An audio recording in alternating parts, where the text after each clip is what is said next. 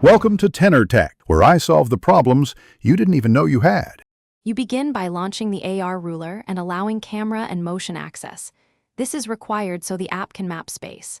Next, move the device slowly to calibrate. Keep the horizon steady and avoid sudden jerks. Once the scene stabilizes, point at the desired start spot and tap to place the first anchor. This creates the origin for measurements. Make sure to use good lighting and a textured surface so the AR tracking stays accurate and fast.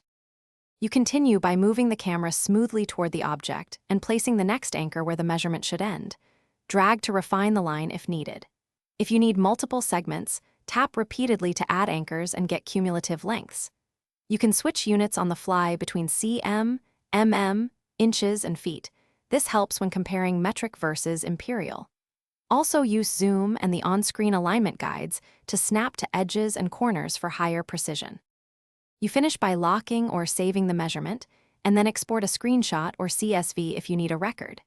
If measurements drift or lines wobble, recalibrate by circling the device slowly or restarting the app. This resolves most tracking issues. One key troubleshooting tip: if accuracy is off by more than a small amount, move to a textured, non-reflective area and repeat.